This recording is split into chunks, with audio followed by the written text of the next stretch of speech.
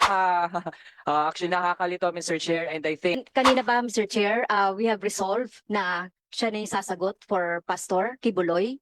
Kasi nag-explain na siya yung tungkol doon sa trust, yung pagte-turnover ni Pastor Kibuloy kay former President Duterte. At hindi pa siya, Mr. Chair, ang counsel ba pwedeng magsalita for Pastor Kibuloy? Hindi po na Chair, I will also move to invite then former President Duterte kasi siya yung in-involve as pinasahan. to our resource persons. Mr. Chair, tanong po sa KOJC. Dahil ngayon 'di ba merong executive pastor na siya ay siya din yung tinuturing na head ngayon ng Suarasug. Am I correct, Mr. Chair? Mr. Chair, can I answer the question of the good Congressman, Mr. Chair? Maybe Yes, I'm sorry. Here. The Honorable Mark Tolentino. No, I'm a lawyer, Mr. Chair. I'm not a Yes. congressman. Mr. Chair, the answer of that, Mr. Chair. Welcome back to the committee, Attorney Tolentino. Thank you, Mr. Chairman. With respect to the question of the Honorable Manuel, Mr. Chair, the executive pastor of the Kingdom of Jesus Christ is not part of the day-to-day operation of SMNI. But of course, with respect to Suarasug Media Corporation, the Kingdom of Jesus Christ, we consider them as the investor. That's why the subscription of Suarasug Media Corporation in 2019 started only as 50 million subscription. Now it's already 650 million, Mr. Chair. So if I may explain, Mr. Chair, that we furnish a copy of our position paper to all the members of the committee. Our position letter dated today, Mr. Chair, March 12, 2024, Mr. Chair. May I furnish this to the Honorable Committee, Mr. Chair? Yes, Mark, kayo naman nandito naman kayo simula nung lahat ng hearing natin November. Yes, Mr. Chair. Bakit naman po papadala nyo yung kopya nyo on the day of the hearing? Sa hapon pa. At agad po yung akin 12:30. Isang 30 minutos. Paano na yung pag-aralan lahat yan? Now, it is just our position, Mr. Chair. It refers only to our answer in our previous hearing, Mr. Chair. But we put that on writing, Mr. Chair. So we find all. So you're not saying anything new in this letter. Kasabi nyo na po lahat. Sinulat sila. Yes. This is Kasi a reiteration of our position, Mr. Chair. Yes. So this is what this letter contains. Tapos mayroon pang kasamang USB. Yes, Mr. Chair. Okay, From the kasama very po start, USB. Mr. Chair, since November last year, and this is our position. But anyway, we will have to validate this against the records of the committee, okay? Kung talaga ito po yung mga sinabi, ito po talaga ang mga ginawa ninyo. The Honorable Manuel, you still have the floor. Thank you, Mr. Chair. So, Mr. Chair, ulit clarify ko, ang executive pastor as corporation sole ay investor siya sa Suarasug. Am I correct, Mr. Chair? Yes, Mr. Chair. So, Mr. Chair, can the attorney explain ano ang function ng isang corporation sole? When I say corporation sole, I already explained that in our previous hearing, Mr. Chair. That a corporation sole, the head of the corporation sole, he is considered as a trustee of all the properties of the corporation. So today, the head of Kingdom of Jesus Christ is in the person of Marlon Jacobo. He is the trustee of all the properties, and he is considered as the head of the corporation. But he is not the owner of the executive pastor of Kingdom of Jesus Christ, but he is considered as a trustee.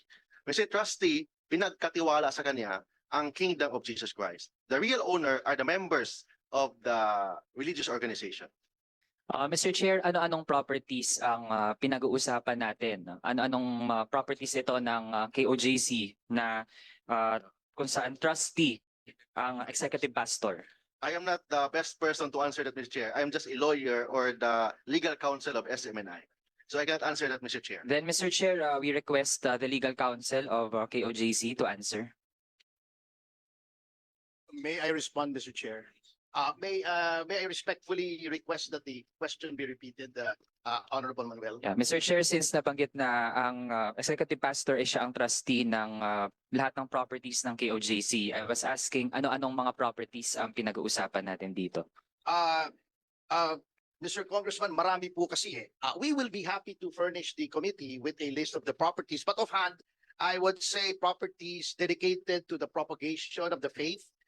There are houses of worship, places of worship, residences of the workers for the church, and others of a similar nature, Honorable Manuel. Mr. Chair, maliban sa executive pastor, meron bang iba pang trustee or may similar function sa pag-handle ng ganitong mga properties ng KOJC? As a corporation sole po, yung executive pastor or elder or basically po, whoever heads the church is the sole trustee and administrator of the properties of the corporation sole, Mr. Congressman. And sa ngayon, Mr. Chair, again, I clarify that would be Executive Pastor Marlon Rosete. Yes po, Marlon, ako po, si Dr. Marlon Rosete po is the president of SMNI, Your Honor. Okay, Mr. Chair, thank you din sa mga sagot. Pero Mr. Chair, ngayon doon po ako nalilito. Dahil recently lang ay na-announce po sa media na ang bagong property administrator ng KOJC Properties ay si former President Rodrigo Duterte. Pero Mr. Chair, ngayon we hear from the legal counsel of KOJC na ang may task to administer the properties would be the executive pastor. So Mr. Chair, ngayon there are conflicting accounts at I think this causes confusion dito sa ating committee dahil kung sa bahagi po nila hindi malinaw sino talaga yung nag-a-administer ng properties. Ang dating sa akin, Mr. Chair, parang placeholder lang yung mga taong ito.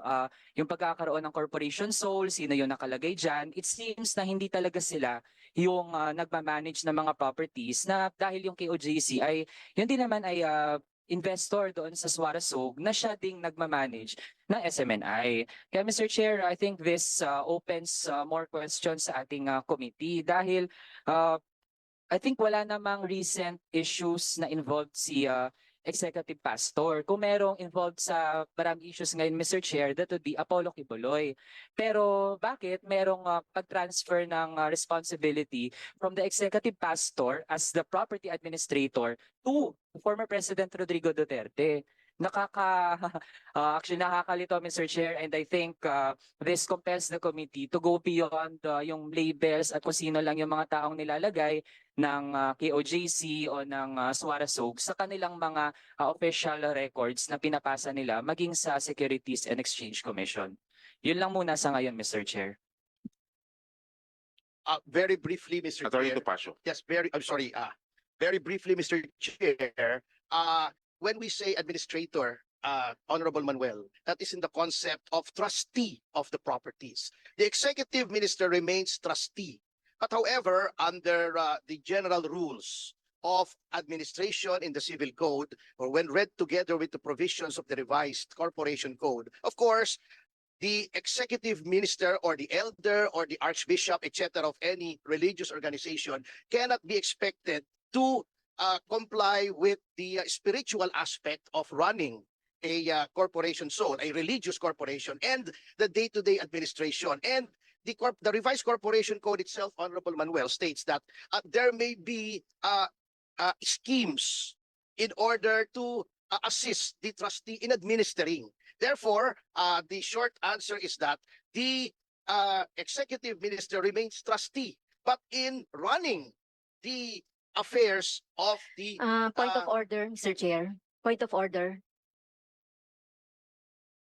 Mr. Chair, point of order. Yes, Mr. Chair, point of There's order. Yeah. Kasi kanina ba, Mr. Chair, we have resolved na siya na yung sasagot for Pastor Kibuloy. Kasi nag-explain na siya yung tungkol doon sa trust, yung pagta-turnover ni Pastor Kibuloy kay former President Duterte. At hindi pa siya, Mr. Chair, ang counsel ba pwedeng magsalita for Pastor Kibuloy? Hindi po na resolve yun kasi kung Yes, ganyan po ang well, nangyayari, Mr. The Chair. chair allowed Yeah. already. Yeah, so can we Atty. have Topacio. him yes. take So take his oath? may we ask Attorney, kayo lang po, Atty. Topacio, kayo lang po. Atty. Topacio lang po. Okay. Atty. Topacio, please raise your right hand. The COMSEC, please administer the oath. Do you swear to tell the truth, the whole truth, and nothing but the truth before these congressional hearings, so help you God? I do. Okay, thank you. And Thank you, another Your- question, thank you, Mr. Chair. Is his taking of oath as representative or general counsel of Kibuloy waive already the No. the client to answer questions No, here? no, no. Kasi- Ano po tanong nyo?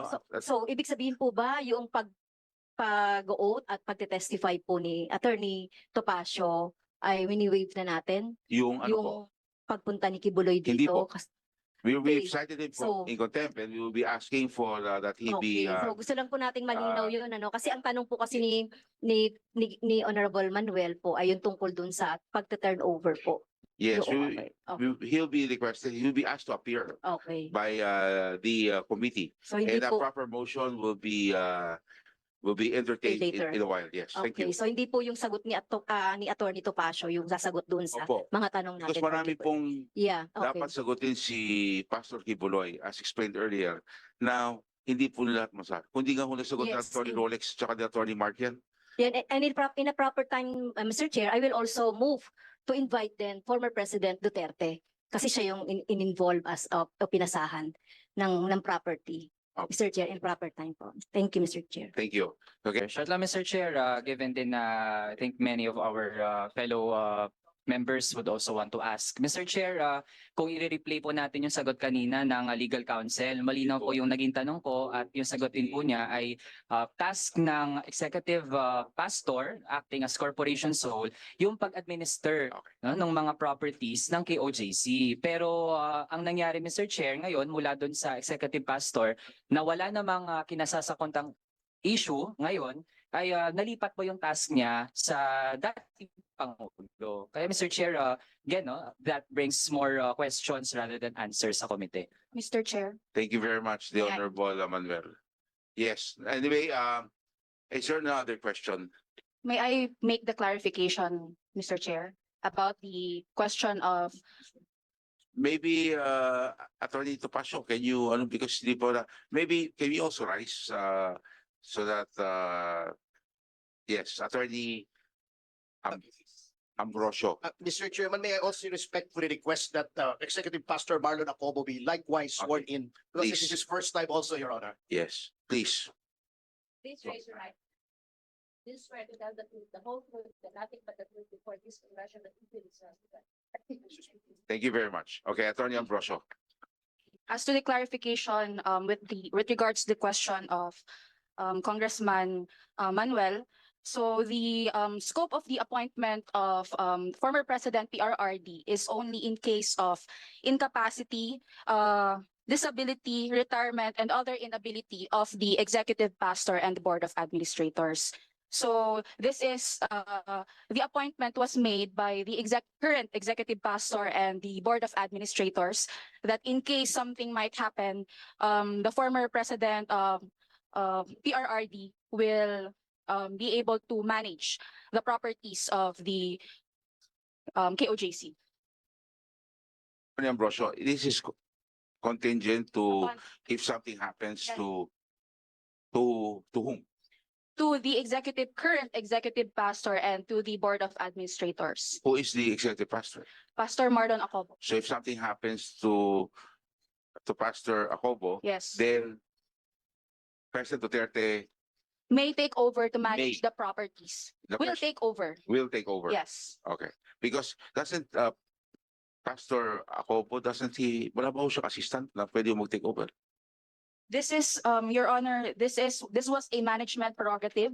It was the discretion of the executive pastor and the board of administrators that we will entrust the management of the properties of KOJC to former President Rodrigo Duterte. If anything happens when you say anything happens, physically may mangyayari po sa kanya?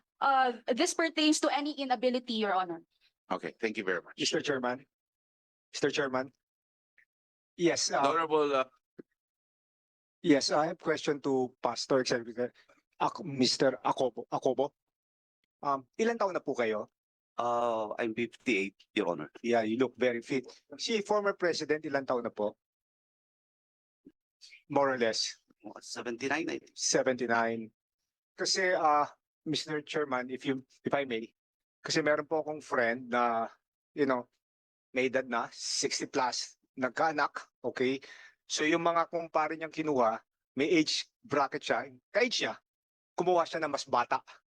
Ano bang ibig sabihin dito? Ibig sabihin dito, yung mas bata and healthy, that can take care of yung son. So yung sa akin, I'm just wondering lang, bakit yung mas may edad na yung can take over? Ano ba naging basis lang po natin dyan? Your Honor, pwede bang magbisaya lang ko, no? Kasubuan ako ang sulti para ma-express na ako kung gustong isulti. Naman siguro tayo mga congressman din nga makasabot pod sa akong isulti. Oh. Dali lang po. We will need di ko kayo marunong kasi kailangan natin interpreter ho niyan. Baka ikaw, attorney. Medyo nakakaintindi naman ako kahit paano. Okay. Ang ibig niya sabihin, Mr. Chair, Okay. he is not well versed in Tagalog, so he will need somebody to interpret what we will be saying. Who will Mr. Chair, can I act as interpreter of Mr. Marlon Acobo? Okay. Attorney Mark, you will interpret sentence by sentence. Okay, Mr. Chair. I can also interpret for him.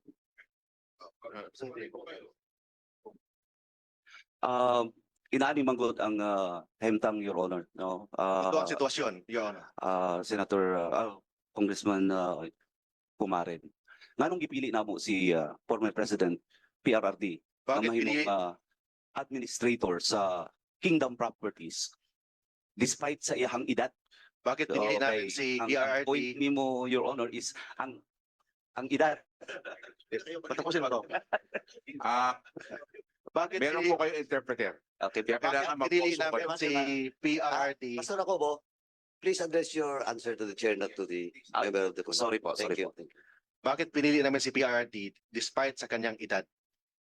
Tungod kay si former President Rodrigo Duterte, taas ang iyang eksperyensya, lawyer siya, labaw sa tanan, suod siya nga higala sa Kingdom Ministry. Si PRRD, taas yung kanyang experience, abogado po siya, then malapit na kaibigan siya sa ministry. Muna ang reason, Your Honor. Yun ang dahilan. Thank you very much. Pastor and Attorney Mark, maraming salamat. Okay. Mr. Chair, Yes. related lang po dun sa tanong. Yes. So is former President Duterte member of the KOJC? At ano yung naging role niya po sa KOJC in the past and After, present? Your Honor, dili siya member, pero ang iyang stand sa Kingdom Ministry is more than a member. Tungod kay ang iyang respeto sa ministry taas kayo. Sukat pa sa sinugdan. Hindi siya member ng ministry, but yung kanyang respeto at stand sa ministry is more than a member.